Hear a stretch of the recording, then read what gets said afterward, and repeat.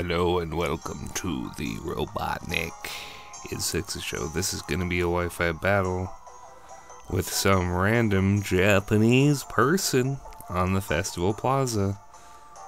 It's funny to think that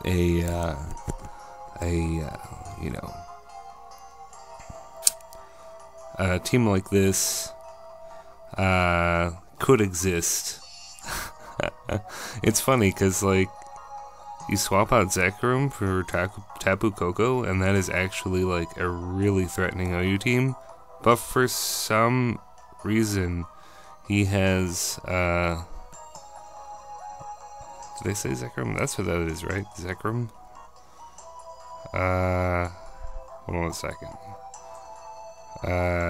Yeah, right? Zekrom? Reshiram and Zekrom? Help me. I hope I'm not getting their names wrong. That would be embarrassing. But we'll see their name in a second. This is a fun battle. This is actually the first Wi-Fi battle I had with the Golisopod on the team. It's a bit of a short one, so let us get it going. Really excited for Pokemon Sword and Shield. Those new Pokemon look amazing. My favorite is the Snapping Turtle, just straight up. I'll go into more detail about it next time I do a Pokemon Live, which may be tomorrow. We'll see. I'm gonna lead Golisopod, and just first impression. I'm just gonna first impression this Golisopod. So many people do this. So many passerbys do not predict, do not think, or maybe they are just legitimately bad and they don't know anything about Golisopod. Because Golisopod is a pretty decent Pokemon. Like it's top tier in RU. You can kind of salt it in UU and OU if you're feeling brave, but it's a very, very helpful ground resist, huge ground resist. And its ability is a free emergency exit item, which allows you to basically shield hits and then switch out to a threat. Which a lot of people hate on the ability, but you know it's not too bad. I'm talking over what Toxapex does. We're gonna poison it as he does 1,000,000 damage, and then is carrying Psychic too. What a crazy set! I am just gonna do the Toxapex thing, the Funk operation, you could call it, and get up that Toxic and Toxic Spikes. Get them both up, because you never know, dude. Well, actually, you do know. There's team preview in this generation of Pokemon. You absolutely can certainly know that his team is mostly grounded, and Toxic Spikes is going to be really, really helpful in getting that damage. And that thing I talked about earlier, sponging a hit and then using that ability to exit in an emergency, like it is titled, like the title of the move. Yeah, we cop that outrage hit, switch to Toxapex, which gives us an opportunity to take another hit because our life was regenerator healed, and this means I can Toxic Spikes again. This is pretty risky, I guess. Like, he could have crit me, or he could have got a higher roll, but in my gut, I knew that I could take that hit. And in Pokemon training, you can calc all day, you can calc all night, you'll probably be better than me, but you gotta have that gut. You gotta know the Pokemon. You gotta, like, have their stats memorized, basically. So, okay, so, I'm gonna take another hit with the, by switching into Landorus T and get the Intimidate attack drop.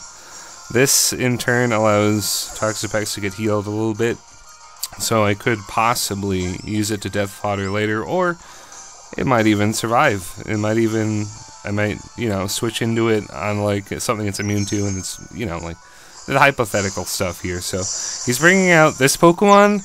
I do not want to get another banned video, so no thank you, sir, Primarina. I'm gonna definitely outspeed this Seal.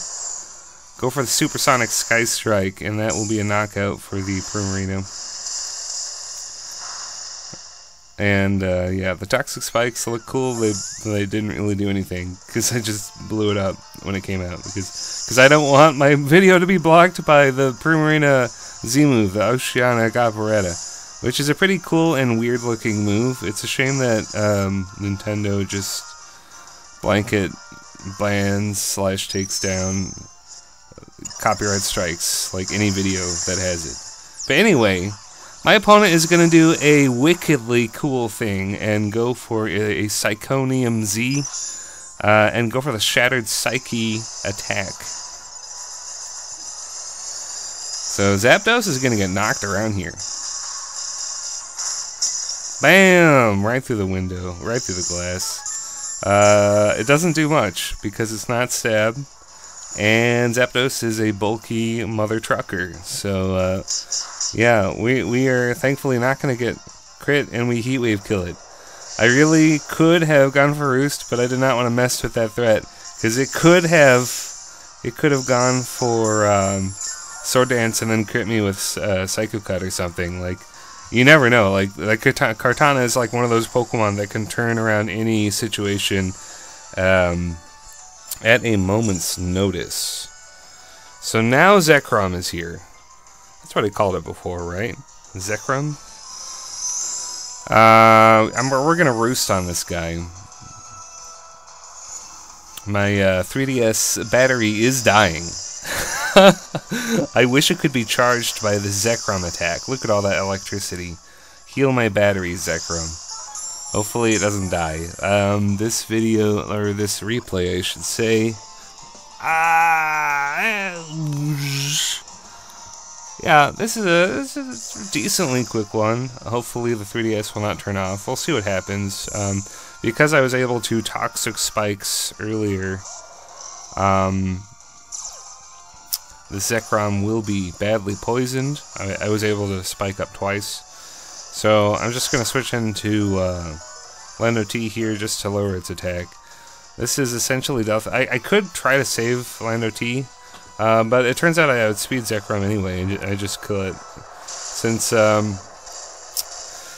killing Zekrom is cool. It was poisoned, but like mostly I was foddering T-Tar at that point. I had a choice to make whether to switch out and save it or to just leave it out there, and I definitely went with the latter, and it works out because that Zekrom was slow as shit. So another Pokemon comes out to be poisoned because its whole team is grounded, which is great. Now we're going to switch into Toxapex and fodder it. Yeah, unfortunately, with a Psychic type in the back, there will be no sneaky like doubles to get Toxapex's health up. Which I really think Toxapex is such a good enough Pokemon that you don't even need to run Recover. But obviously Recover is good. Recover is super good. Like, I'm not saying Recover isn't good.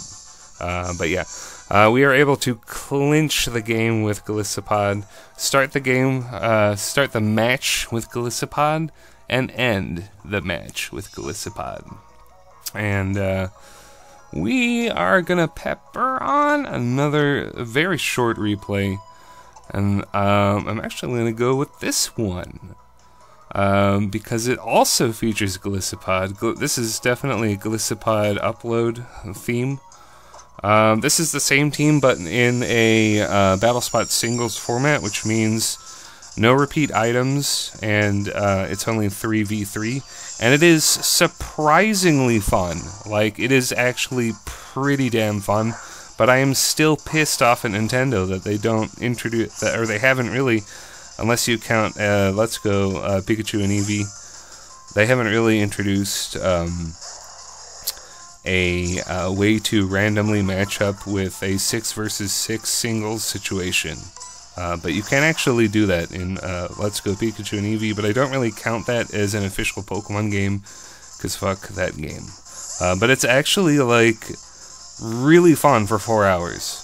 The first 4 hours are orgasmic, but after that, you just can't pick it up anymore. There's nothing left to do. Anyway, I'm talking over the beginning of this. First impression, the Salamence, and now we swapped out and went into Lando T to get that Intimidate, and it Mega evolves into the completely broken Mega Salamence. And anybody who argues this Pokemon isn't overpowered hates Smogon to begin with, so their opinion is less valid. I'm sorry, like, the Smogon is a good force in the universe. You can't just say it's bad. So, thankfully for us, we are packing that defensive Zapdos, and we are able to take that flying hit because Mega Salamence has the Aerialate ability, meaning that Double Edge is a flying move. So yeah, Zapdos is actually a very, very situational and specific counter to Salamence in this situation.